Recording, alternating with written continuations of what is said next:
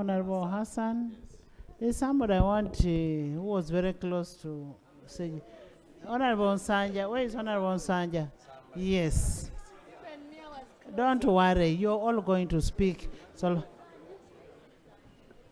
honorable members, if I was not sharing, maybe I would be the best person to give an account of update. Much obliged, right, Honorable Speaker. Right, Honorable Speaker, I'd like to join Honorable members, listen. And the House in paying tribute to our departed brother and the comrade, the Honorable Ssegirinya. Right, Honorable Speaker, I would like to extend my sympathies and from those of the people of Masaka to the family, the children, and the mother in a special way, because she had this special attachment to his son that I witnessed and touched over time. I thought, right, Honorable Speaker, I would say much here, but then on reflection, I thought not necessary anyway. I'm going to just make a few remarks in recognition of the legacy of this gentleman lying before us. We do not choose the time we bow out. It's not in our space.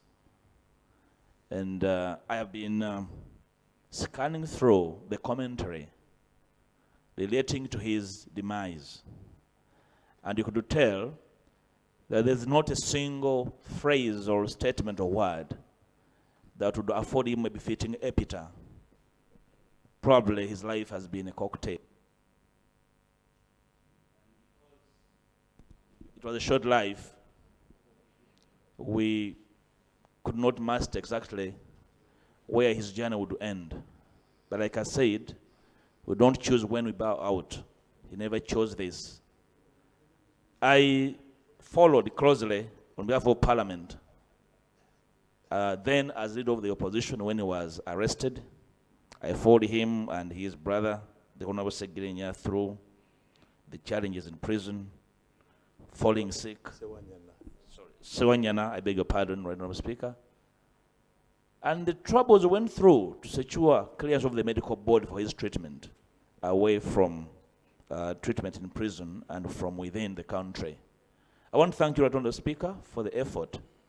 At one stage, the right Honorable Speaker had to do a money hunt for members of the medical board to convene and clear the treatment of Honorable Ssegirinya. It was tough. It was tough, and we were losing time. We were losing time, and he had to be driven to the tarmac for emergency treatment. Suddenly, his illness and eventual demise exposed our systems.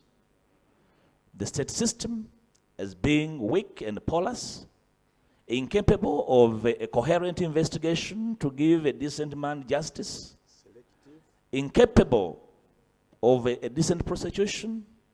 The entire exercise in which he was being prosecuted tainted with a lot of inconsistency, and you could feel a sense of, revenge and retribution, this whole thing. And for me, that should not be part of our life. I'm glad the Honorable Minister for the Youth has made a commitment. I want to see you follow through that commitment. That, Madam Speaker, I beg your pardon that I make these statements, that the hunting and hounding of the opposition must cease. The Honorable Ssegirinya had so many friends. And I want to thank his friends who stood with him in prison and hospital. Even when he left prison, and some friends were questioning how he was released, yet they knew he was very sick. That for me was inhuman. Secondly, to thank the medical team at Nsambya Hospital, Dr. Sechitoliko and team, Luaga Hospital, Sister Dr. Grace Nanyondo and the team. They did a great job. And of course, the team at Aga Khan Hospital. I visited Ssegirinya at Aga Khan, and I thought we had lost him. But the mother stayed strong, and the young man called Kasaga, who was taking care of him, very closely. I found them desperate. And the doctor at Aga Khan asked me, but you know, you can't manage this in Uganda? And I felt a sense of really shame on my part. Right on the speaker, as I conclude, he's left us. And his departure has exposed the pettiness, the callousness, the emptiness, the insensitivity of politics and politicians, right on the speaker. And we need to learn from both sides of the house, right on the speaker. We need to appreciate that our sense of humanness should never disappear regardless of the disagreements that we find ourselves into. What became of our sense of humanity? What became of our Africanness? That with the suffering and the sick should never be exploited, should never be used for politicking, should never be used for, to milk politics and political space. Right on the speaker. Right on the speaker, while this man was suffering, I'm concluding, we're jostling for his position in Kawempe. What happened to us as politicians? As was ill in hospital. And I made sure all those who are supposed to know get to know. They never visited. They were plotting for his position in Kawempe. This is very callous of politicians. It must stop. We don't choose when we go.